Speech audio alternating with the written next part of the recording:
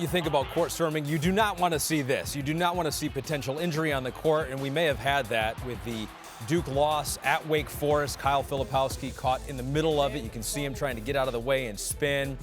Suffered a leg injury.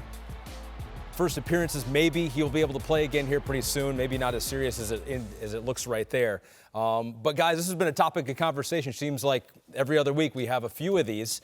We saw on Peacock, Nebraska, and Matt Painter did not like that one against Purdue. Your thoughts on court storming? I'll give you the floor here, Jordan. The coaches we heard from, I got a great deal of respect for. Consider them friends. Coach Painter, Coach Shire. I never hear from these coaches when they win and their fans storm the court. I watch all these Duke fans make all this noise. I watched week 1 of college football, and Duke football fans storm their own field when they beat Clemson. I didn't hear John Shire. I didn't hear the football coach at Duke. I never hear these things except when you're on the losing end of it because that's what you want to lead with. I get it. Kyle Filipowski got hurt, and it was certainly a scary moment for their coach. But this has been going on for decades. It's one of the beauties of the sport. Is it potentially dangerous? Sure. Kyle Filipowski, and I know there's still time on the clock, the game was over.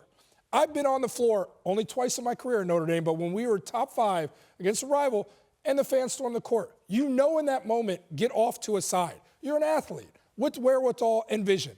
You can prevent, to a degree, that kind of stuff happening, but I absolutely do not want to see it go away. I think it's like a lot of things in this world, an overreaction, and I do think it's something that needs to be a foundational part of collegiate athletics because we're changing every freaking thing in the sport. Keep the one thing pure. For heaven's sake, do not change this part of it. It's the only pure thing we seemingly have left. Well said, Jordan. And I would just add this. Look, part of it is the security, the preparation for the security. Now, a lot of people talk about the security, but you see those fans rushing the floor.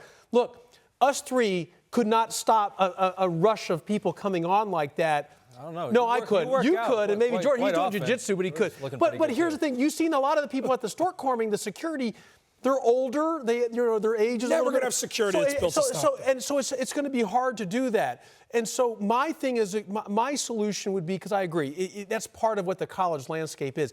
How to do that is two things, because the fining is not working or fining schools.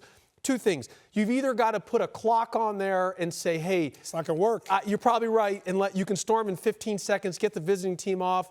And or secondly, I mean, the only other thing to do is when the game's coming to the end, and if it was not a buzzer beater with like 10 feet, you've got to get the opposing team out of there and just call the game so let teams come on. You go to a concert, it's dangerous. Everything, I get it. Tell you what, you sit in the stands at Cameron Indoor, it's dangerous with how close they put you on top of each other, and they break the fire hazards there. Nobody talks about that. Like, it's just, to me, this is a sincere overreaction. And yes, there's potential danger in it, but you can't go ahead and just stop something that's been a big part of the sport. Ahmed's been part of a court storming.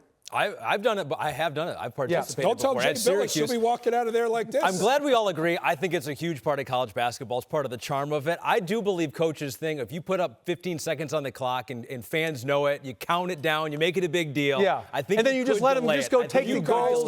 Out of your mind. I think if you think a kid's going to go, got to be optimistic. 15. 14, no, but you count 13. it down. It's kind of like it's like striking to midnight. The buzzer counts down when you beat Purdue like the New Year's. We all agree, and yet we're arguing here. That's how contentious this whole topic is.